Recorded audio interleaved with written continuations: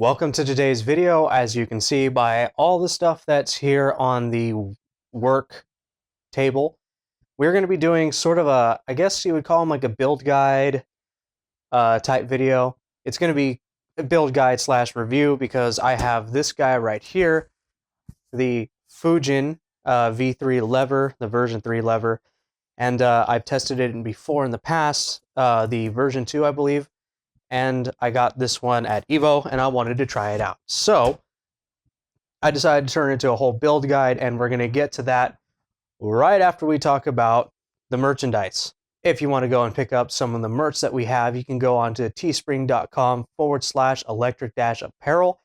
It is the clothing line and merch stuff that we have that helps support the channel. You can get things like the Do an Electric t-shirt, the Electric Squad t-shirt, and the Electric Sunset and the MK Cross TK t-shirts. There's a bunch of other stuff too. There's hoodies, mugs, whatever you can think of. We probably have it on there. And yeah, any purchase that you guys make helps support the channel, and thank you in advance if you do pick one up. Links down in the description. Again, it's teespring.com/electric-apparel, and that's it.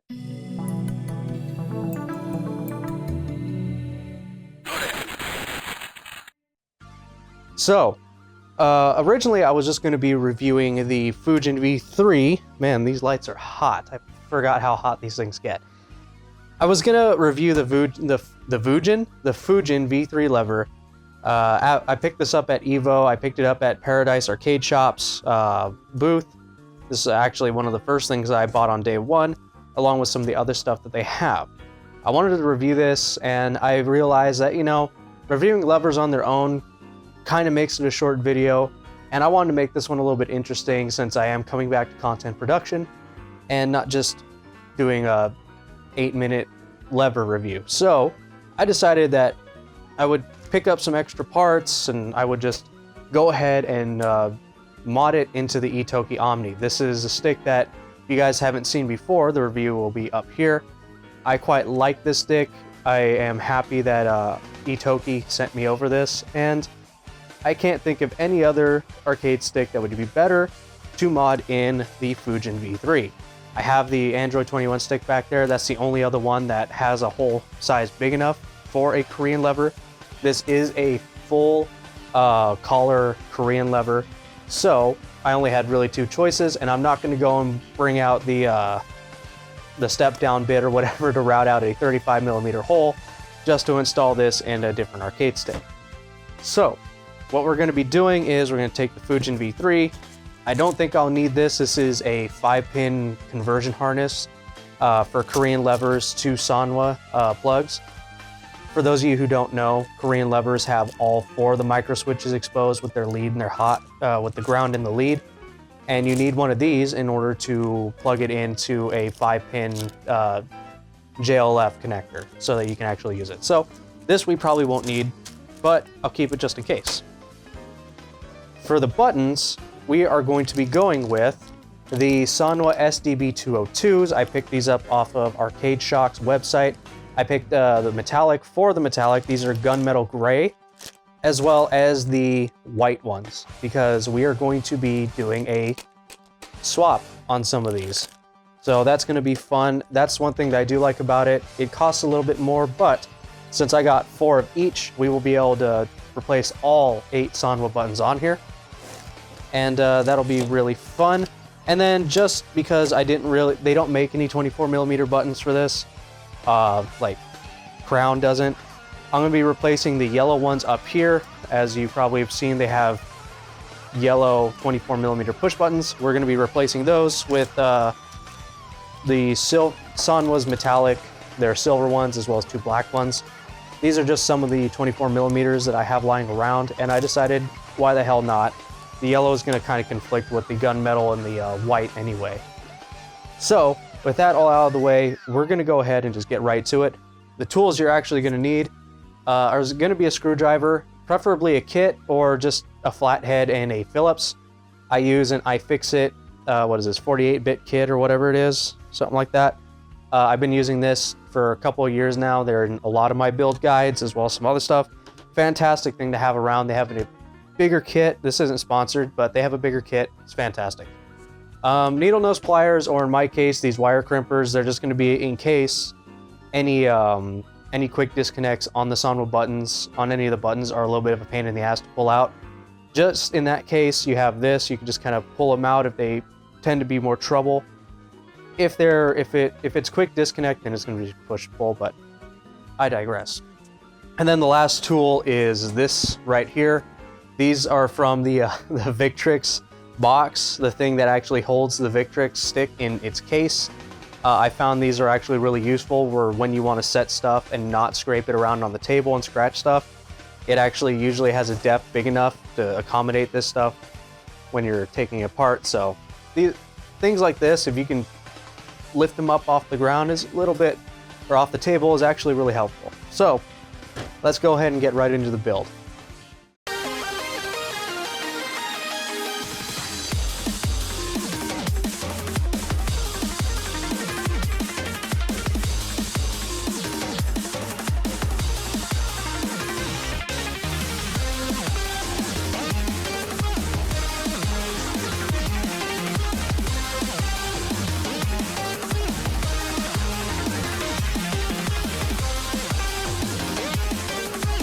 Just a really quick pause here. What's really good practice is getting your phone or some way to remember where all these four line up.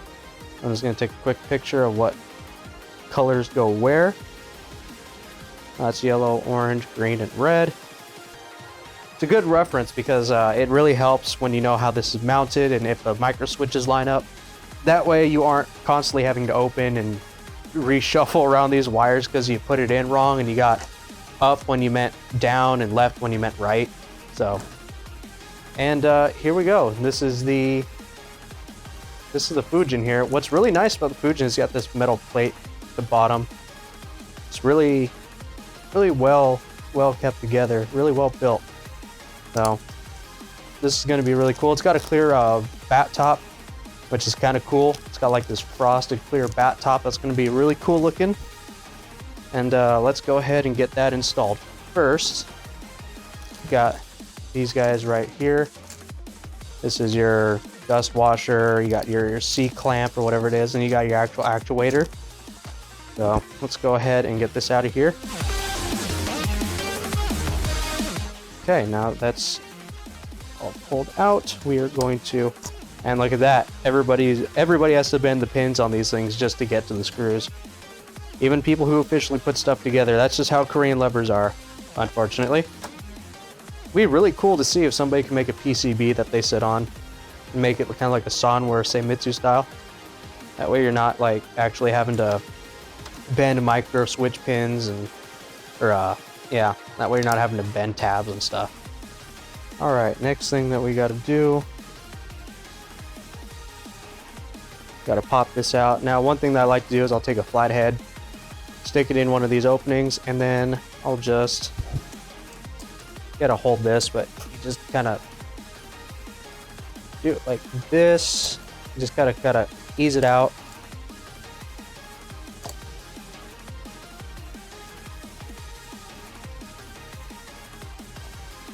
And there we go. Out of there. Actually, you know what? I probably don't. No, I do, because of the dust washer. Throw that in there. Throw this guy, all this stuff in here. And now we're going to put the new one on there. Then if I remember right, it goes like this. Probably doesn't matter which way. But you're going to install it just like that.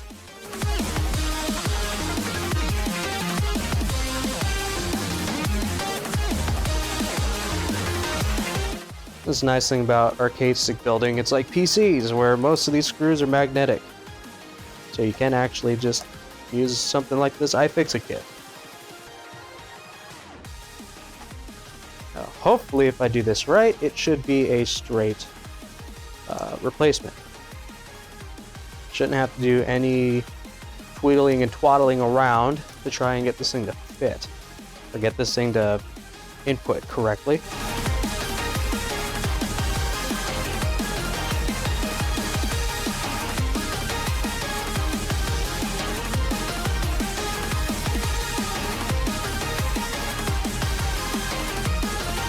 Perfect. So that should be in just fine. We're going to save installing the actual lever, the actual bat top and everything for later, because we have this guy right here to take care of. Let's go ahead and let's pop these out first.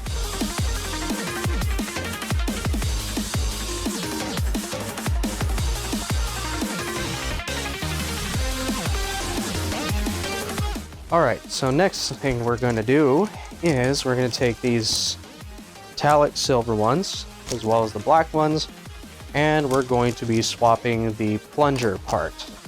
We're going to be swapping the inside out with the inside parts with each other. So easiest way to do that is this little notch right here. Maybe I should zoom in for this.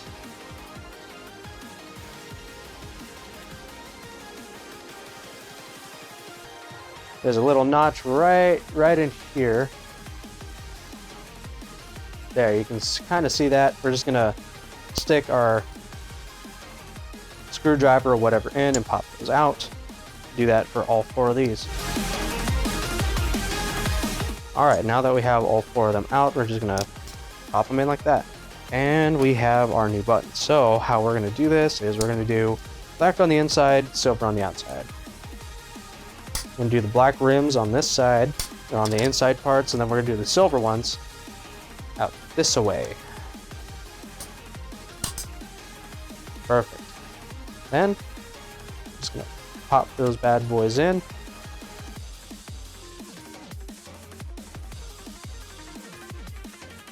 Make sure they're seated all the way. They'll make like a little click when they're all the way in. Sometimes you gotta move this this protective coat, whatever this thing is called, the sleeve. Just got to move that out of the way sometimes. But they should make a little click, or you should feel the click when it happens. The other thing is you want to hold sanwas from the other side when you're pushing them in, because when you do this, they tend to push the micro switch into the actual button, and you won't get a secure connection with that. I had this issue with some Hori Hayabusas. The only negative is sometimes these connectors will actually pop off and then the button won't actuate anymore. It's really, really annoying. I don't know why it does that, but it does. Not right-handed. Alright, so we got those installed. Those look pretty good.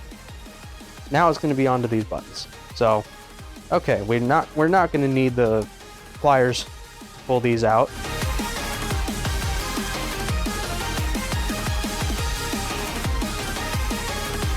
No, it's just being a little bit of a hassle to get out. I'm probably going to be removing this plexi as well, just because I kind of just want it to be flat black. So we'll probably be doing that as well. Let's go ahead and get a couple of these buttons out. So what we're going to be doing is the same thing we did with our sanwas, in that they have this tab. You can see it a lot better in this one. They have these tabs on the side. You're just going to stick your screwdriver, pop them out like that. Hopefully it doesn't go flying across the room or across the table, but we're just gonna leave that in there. I think I want the white and metallic. I want the metallic plungers and the white on these 4, and then metallic with the metallic rims with the white plungers are going to be on the last 4 buttons. I'm going to be doing it 4 buttons, 4 buttons. So that should be an interesting design. Hopefully I can get these in there. I should be showing that. You just, kind of the same way that you pop them off, you just pop them in like that. So let's go ahead and get this one on at least. And these are screw-ons. I prefer screw-ons. I've said this many times. Why? Because you can do something like that. Actually, you know what? Let's not get these on right now, because I'm taking off the plexi. So we're just gonna do all these right now, and we're gonna get all these buttons off actually.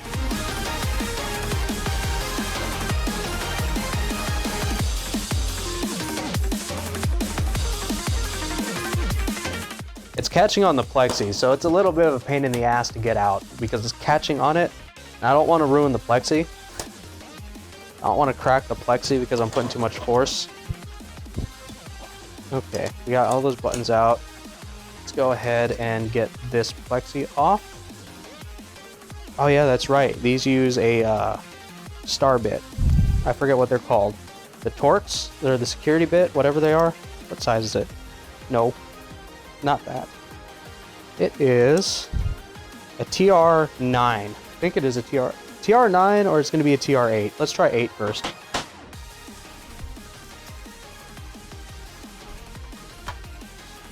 TR8 works.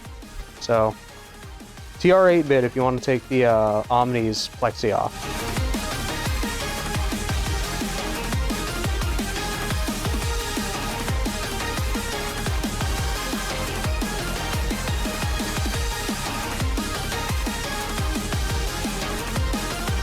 Second thought, I may want to just keep the plexi on.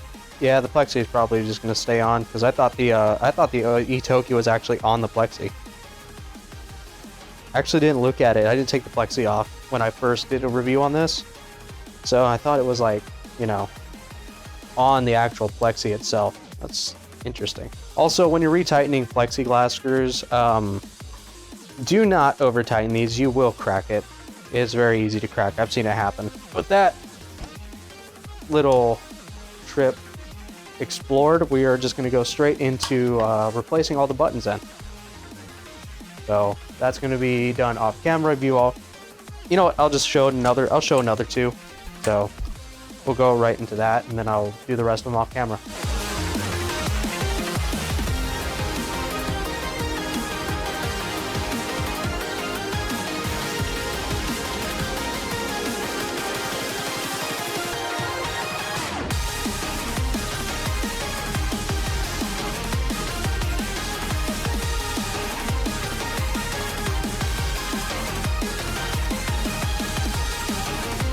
Alright, now that these are done, let's go ahead and sort these out. I did say that I wanted these ones, the white ones.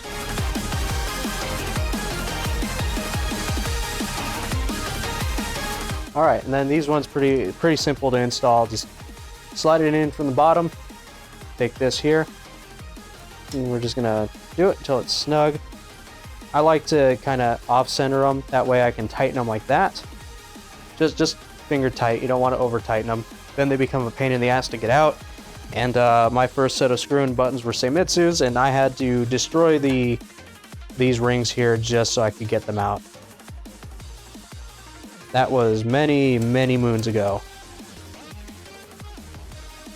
Just like that. Just like that, you're perfectly fine. You're perfect. You're golden.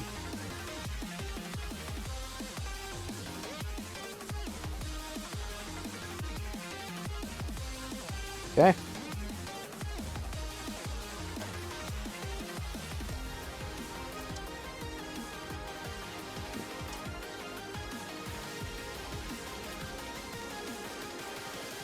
There we go.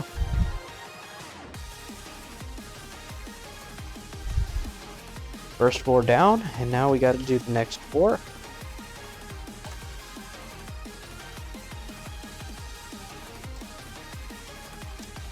And of course, because this is the Velix layout, most buttons are going to be compatible.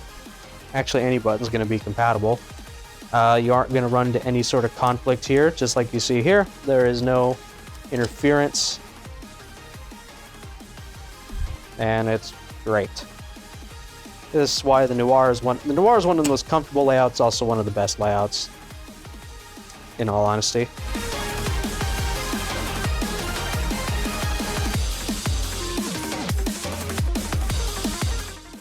Now then, we got to reinstall them the right way, which they're actually labeled on the PCB, which is nice.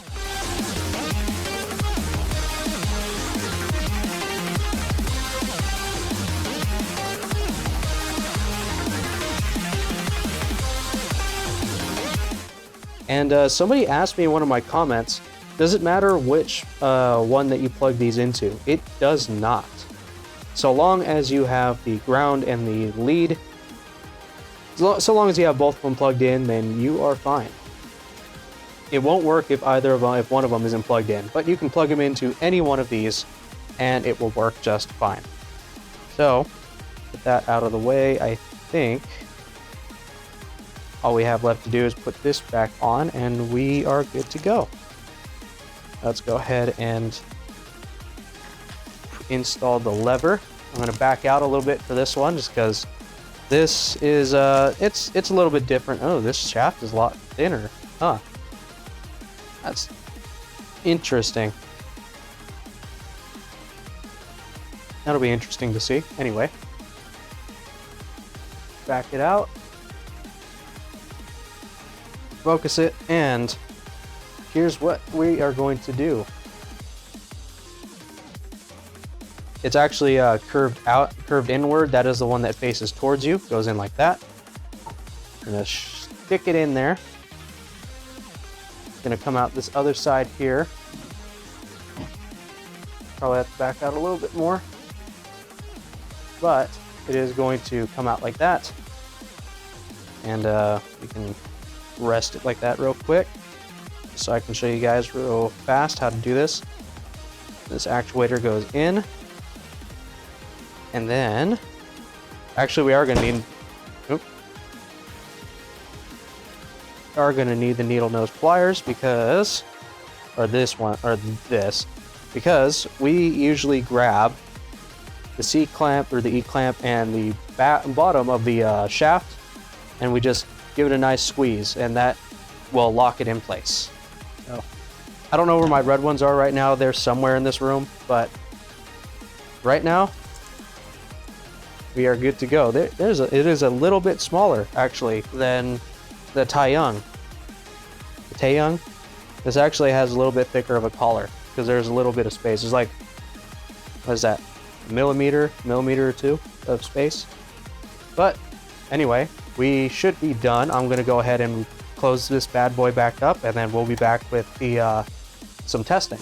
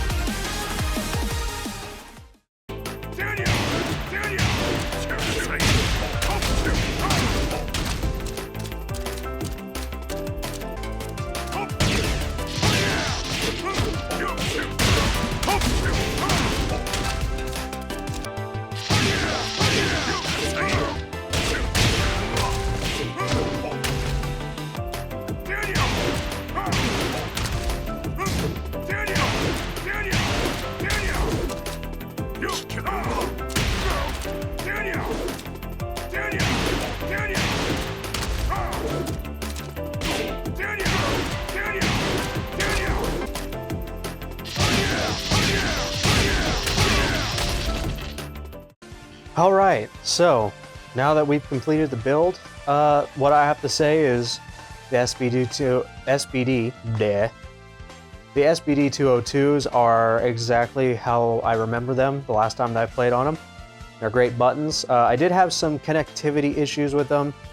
For some reason they weren't activating correctly. I had to kind of wiggle them around a little bit until they kind of firmed in place, and then they started working no problem. I don't know what the deal with that is. They've always been a little bit wonky on that end, but nevertheless, they ended up being just fine.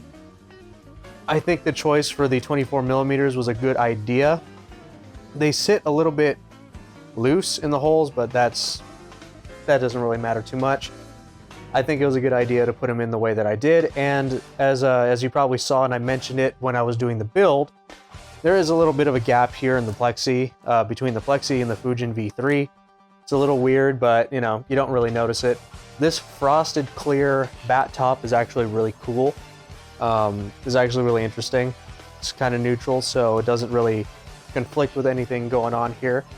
I really like the combination of the metallic with the white. I think it does a really good job of just popping out.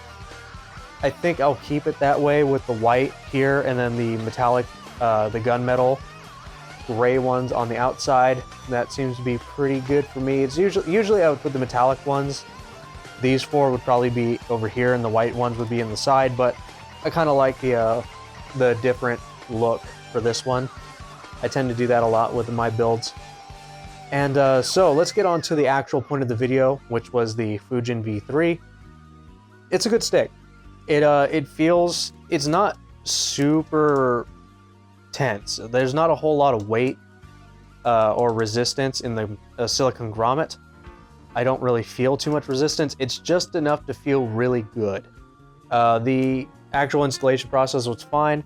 The one thing that's a little bit weird is how thin the actual shaft is. It's actually a lot thinner than what you would normally get in a Korean shaft, and you can see this dust washer just kind of like goes all over the place. It has a lot of play in there, but it doesn't really affect it. I messed around with Tekken 7. You'll see it. You should be seeing it soon. I think I played it, or I should be playing it before this. This is going horribly. So you should have seen it before coming back here, and it functions pretty well. I like it. It looks really nice, and it's a pretty clean look for this stick, in all honesty. The dark, what are they called? The Sanwa Dark Kai buttons. The Kai buttons, the ones that have the gray in the middle and the black rims. Those look good, but in my opinion, I don't really like Sanwas too much. So these ones were fine replacement. I decided that, hey, I was going to buy these off Arcade Shock. I didn't know which ones I was going to go with originally, and then when I got into the actual SDB 202 section, I just went metallic, gunmetal gray, white. Let's just do it that way. And I would have replaced these with all black if I had them, but I don't have a bunch of black 24 millimeters, so I just went with the silver black and the black silver look. And those are Sanwas. Those don't really matter too much. They're just for your start, select, home, and guide buttons, whatever it is. The touchpad, home, select, or share, and options. But yeah, there was I thought this one was actually etched onto the plexi. It ended up it wasn't. So I just put the plexi back on. No use in taking it off if it doesn't really affect anything. It was a little bit of a hassle. The plexi really likes to stick on to the Sanwa push-in buttons. So I was afraid that I was going to break the plexi because it kept getting caught on this. And this plexi is very flexible, so it kept pulling it. And fortunately, I didn't crack the plexi, so I didn't break it and had to do some other dumbass thing to fix it. And yeah, it looks great. So with that out of the way, yeah, the lever's really good. I like it. If you really want to get your hands on a actual Korean lever, besides the Taeyong Fanta, the Myeongshin Fanta, there's this one. There's a couple of other ones that I have that people that you guys might be interested in. So make sure to stick around and check out for that. But this is a worthwhile lever. I believe it is a $50 lever, if I remember correctly. And it is a pretty good lever. I forget how much exactly it is. Correction, it is a $55 lever. This is a pretty expensive lever. It is, it's still within reasonable standards. I mean, if you're going for an authentic Korean lever, most of them are about $30 to $55. The crowns tend to be on the cheaper side at $30. But this one is a really good lever. It shows. And yeah, it's got really great build quality. It's got a lot of metal reinforcement in there. And yeah, it functions really good. It's a great lever. So if you're looking to pick that up, I don't know if you can get it off Arcade Shock, but I know that Focus Attack sells it. Paradise Arcade Shop sells it. And if Arcade Shock does sell it, I'll probably link it down there below. I'll link all the ways that you can buy all of these parts, including the stick, in the description. And that's pretty much it for the video. It was it's fun to do a little bit buildy kind of thing. It feels like I'm building a PC or something. But anyway, That's it for the video. Liked it if you did, dislike it if you didn't. I'm Dan, this is HurtboxTV. Support us any other way that you want. I did this out of order. Support us in multiple different ways. Watching this video helps, liking the video helps, subscribing, hitting the bell notification. You can hit us up at the merch store and pick up one of those sweet shirts. I'm gonna try and get a few more made, hopefully by the end of this month for the holiday season. I'll probably be doing some sort of holiday discount for shipping or whatever, or some just like holiday discounts or whatever. I don't know. I'll figure out something about that. And then you can also check us out over on Twitch where we stream. There's also the Patreon if you want to get some sort of exclusive stuff. I'm going to start trying to work on that to make it better. I've been saying that for a while, but I've been slowly trying to rework it so it's actually more desirable to get to. And yeah, that's it for all the ways that you can really support us and stuff like this. So with that, like I said, I'm Dan. This is HurtboxTV, and I will see you guys in the next video. Take care. Peace.